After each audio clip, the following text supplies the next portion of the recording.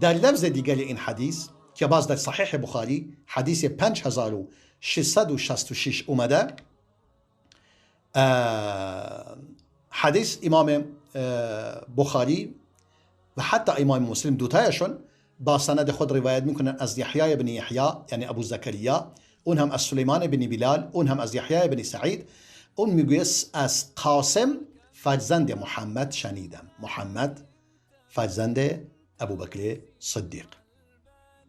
از قاسم فرزند محمد شنیدم، گفت عایشه فرمود وا رأسه، آی وای سرم درد میکند.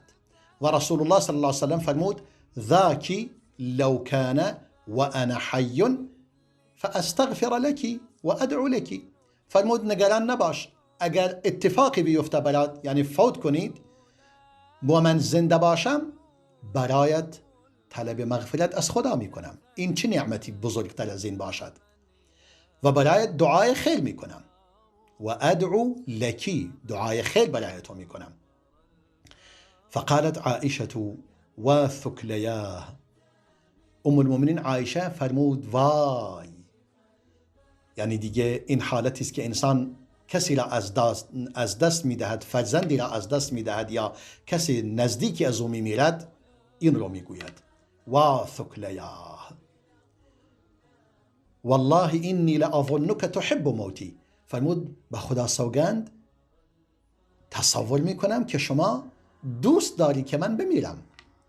ولو کان ذاک لظللت آخر یومک معرسا ببعض ازواجک، اگر چنان باشد پس تو تازه عروس خواهید بود با تعدادی از همسرانت. یعنی ممکنه اصلا بعد از من هم همسر دیگری را انتخاب کنید، اختیار کنید و با او تازه داماد شوید.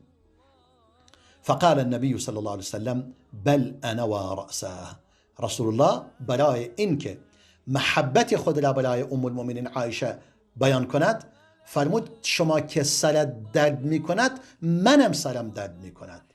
و رأسه لقد هممت، فرمود من قصد داشتم او اردت یا می خواستم ان ارسل الى ابی بکر و ابنه و اعهد. دیگه در اینجا مشخص نمود اون کسی که فرمود اخاک منظورش، اخاکی منظورش چه کسی بود.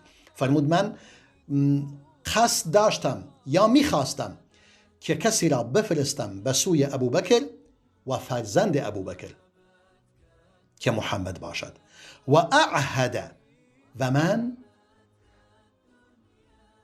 وصیت کنم، ان یقول القائلون، مبادا کسانی بگویند، او یتمنى المتمنون، یا مبادا کسانی تمنا کنند و آرزو کنند آرزوی جانشینی من. ثم قلت، میگه بعدن به خودم گفتم نیازی نیست، یأبی الله و یدفع المؤمنون، الله امتناع می‌ورزد، قبول نمی کند کسی دیگری غیر از ابوبکر، یا و اهل ایمان آن را دفع می کنند. او یدفع الله و یأبی المؤمنون، یا برعکس الله آن را دفع می کند و اهل ایمان هم آن را قبول نمی کنند غیر از ابوبکر.